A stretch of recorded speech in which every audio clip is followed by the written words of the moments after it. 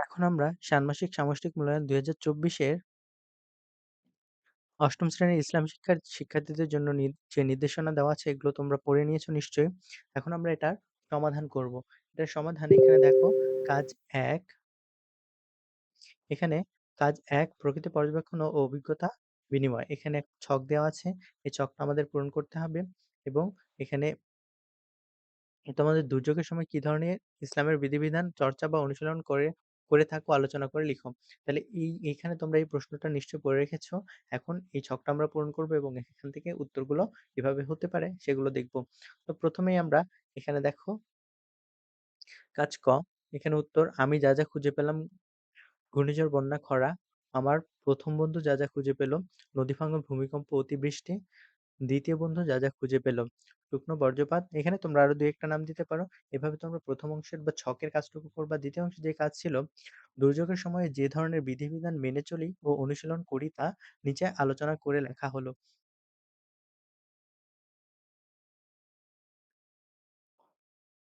দুর্যোগের সময় সর্বপ্রথম বিপদে পড়ার জন্য দোয়া ইউনুস পাঠ করতে হবে। সরি, এখানে বিপদে পড়ার না, বিপদ থেকে রক্ষার জন্য লিখবা।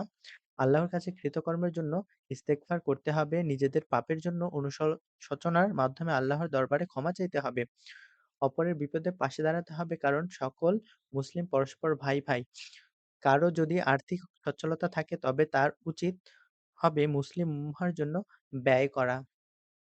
তো এভাবে তোমরা ১ম কাজ ক এর উত্তরটা করতে পারো। তারপর আমরা এখানে কাজ ২ সমস্যা খুঁজে বের করে এখান থেকে আমরা উত্তরটা করব। এখান থেকে তোমরা প্রশ্ন নিশ্চয়ই পড়ে রেখেছ যে প্রাকৃতিক দুর্যোগের সমূহের ফলে কি সমস্যার সম্মুখীন হতে হয় তা লিখতে হবে এবং এসব প্রাকৃতিক বা সামাজিক দুর্যোগ থেকে তুমি ইসলামের দৃষ্টিতে কি শিক্ষা খুঁজে পাও তা উল্লেখ করতে হবে। তো চলো এটার আমরা উত্তরটা করি। যে আমরা যা আ প্রাকৃতিক দুর্যোগ দেখতে পাই সেগুলো হলো নদী ভাঙন, ভূমিকম্প, অতিবৃষ্টি, শুকনো বজ্রপাত ইত্যাদি। এগুলোর ফলে যে সকল সমস্যার সম্মুখীন হই, সেই সমস্যাগুলো কিন্তু আমাদের এখানে লিখতে বলা হয়েছে। তো সমস্যাগুলো আমরা লিখব। আ মানুষ তার বসতভিটা হারিয়ে ফেলবে, যাযাবরের মতো জীবনযাপন করবে, ফসলের জমি হ্রাস পাবে, ফলে খাদ্যের দাম বৃদ্ধি পাবে, মানুষ, প্রাণী ইত্যাদির প্রাণহানি ঘটবে। অতিবৃষ্টির ফলে বন্যা দেখা দিবে, শুকনো বজ্রপাতের ফলে মানুষ, গবাদি পশু ও উচ্চ বৃক্ষের বিনাশ ঘটবে, মানুষ আর্থিক দিক দিয়ে অসচ্ছল হবে, দেশের অর্থনীতি ধ আ ধসে পড়বে। এটা লিখবা। তারপর প্রতিবেশী আত্মীয়স্বজনের খোঁজ নিতে হবে। আল্লাহ নারাজ হন এমন কাজ করা যাবে না। ফসলের ক্ষতি আচ্ছা। আ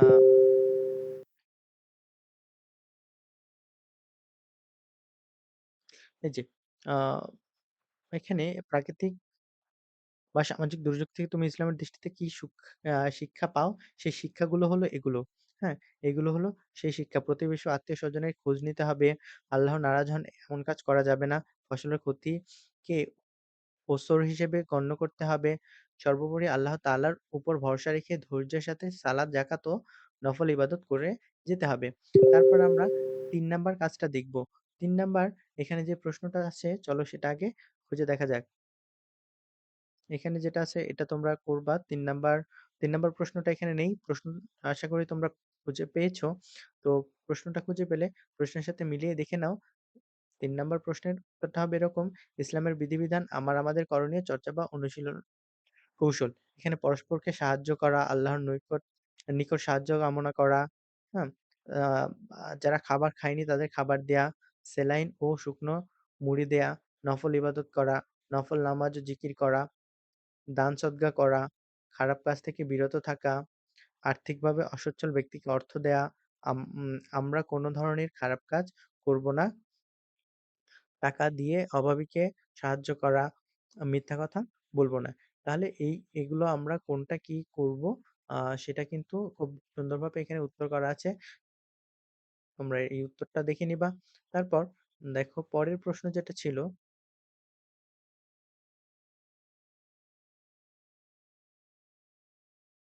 পরের অংশটুকু এসব প্রাকৃতিক দুর্যোগ থেকে তুমি ইসলামের দৃষ্টিতে কি শিক্ষা খুঁজে পাও? এই যে এইখানে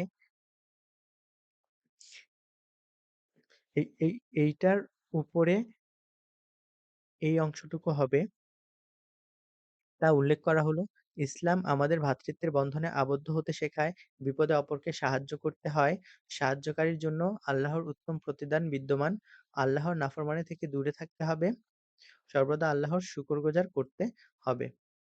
তারপর ৪ নাম্বার যেই প্রশ্নটা ছিল, চলো সেটা দেখা যাক। মানুষ ও প্রকৃতির কল্যাণ। মানুষ ও প্রকৃতির কল্যাণ এখানে দেখো যা আছে সেগুলো তোমাদের পড়ে নিতে হবে। তোমাদের করণীয়গুলোর আলোকে নিম্নোক্ত ছক অনুযায়ী কিভাবে কল্যাণ করতে পারো তা বিশ্লেষণ করো। ব্যক্তি জীবনের কল্যাণ, অভিমতগুলোকে শ্রেণীকরণ, ধর্মীয় জীবনের কল্যাণ, সৃষ্টি জগতের কল্যাণ। তো এইখানে তোমরা যেভাবে এই ছকটা পূরণ করবা সেটা আমি দেখিয়ে দিচ্ছি। চলো এখানে ৪ নাম্বার আমাদের আলোকে করণীয় আলোকে নিম্নোক্ত ছক অনুযায়ী উপস্থাপন করা হলো। অভিমতগুলো শ্রেণীকরণ। দেখো আমরা ব্যক্তিগত জীবনের কল্যাণ, ধর্মীয় জীবনের কল্যাণ, সৃষ্টি জগতের কল্যাণ এখানে দেখলাম। এখানে দেখো ব্যক্তির জীবনে পরোপকারের মনোভাব তৈরি হবে, ধৈর্য ধারণ করতে শিখব। দান সদকা করলে আল্লাহ খুশি হন, এতে ধর্মীয় কল্যাণ বিদ্যমান। যখন আশরাফুল মাখলুকাত পৃথিবীতে কল্যাণের মধ্যে থাকে তখন সম্পূর্ণ সৃষ্টিজগৎ ভালো থাকে। তো এভাবে তোমরা এই উত্তরটা করবা। ৪ নাম্বার প্রশ্নের উত্তরটা করবা। তোমরা চাইলে আরো কিছু এড করতে পারো। ৫ নাম্বারে আছে কাজ ৫ প্রতিবেদন লিখি। উপরের কাজগুলো মানুষ কোন বিশ্বাস থেকে করবে? ইসলামের বিধিবিধান ও নির্দেশনার আলোকে একটি প্রতিবেদন তৈরি করো। তাহলে এই প্রতিবেদনটা তোমরা কিভাবে তৈরি করতে পারো? চলো দেখে নেয়া যাক। তো এই প্রতিবেদন তৈরি করার জন্য তোমরা ১ম এই প্রতিবেদন তৈরি করে তোমরা নিশ্চয়ই পূর্বের ক্লাসে বা তোমাদের ক্লাসে প্রতিবেদন করেছো, তোমরা নিয়ম জানো। ১ম এ তোমরা প্রতিবেদনের একটা শিরোনাম দিবা।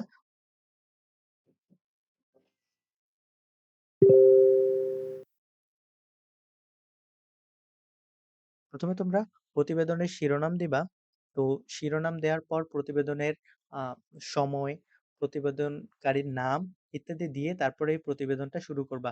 প্রতিবেদনটি হলো এরকম, মানুষ যেন তার লক্ষ্যে সফল হতে পারে সেজন্য আল্লাহ তাআলা যে বিধান দিয়েছেন তার নাম ইসলাম, যার অর্থ আনুগত্য ও শান্তি স্থাপন। ইসলামী বিধিবিধান শরিয়া নামে পরিচিত। শরীয়তের সব বিধানের দর্শন বা অন্তর্নিহিত রহস্য মৌলিকভাবে ৫ টি, যাকে পরিভাষায় মাকাসিদুস শরিয়াহ বা শরীয়তের উদ্দেশ্যাবলী বলা হয়। তা হলো জীবন সুরক্ষা, সম্পদ বা জীবিকা তথা জীবন জীবনোপকরণ সুরক্ষা, সুরক্ষা, জ্ঞান সুরক্ষা, বংশ বা প্রজন্মধারা সুরক্ষা, ধর্ম, কর্ম, বিশ্বাসের সুরক্ষা ইত্যাদি। তো তারপর আমরা কি লিখতে পারি? ইসলামী দণ্ডবিধির ১ম এ রয়েছে বিনা অপরাধে, বিনা বিচারে হত্যার প্রতিবিধান হলো মৃত্যুদণ্ড। এর উদ্দেশ্য হলো জীবনের সুরক্ষা। আল্লাহ তাআলা কোরআন কারী পরে, পরে।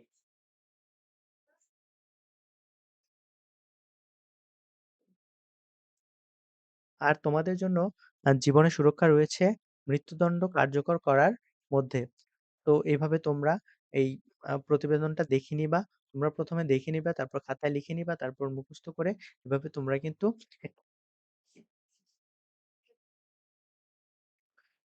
তাদের পাপের ফল এবং দৃষ্টান্তমূলক দণ্ড যাতে অপরাধীরা সতর্ক হয়, তারপর এভাবে তোমরা এই প্রতিবেদনটা করতে পারো।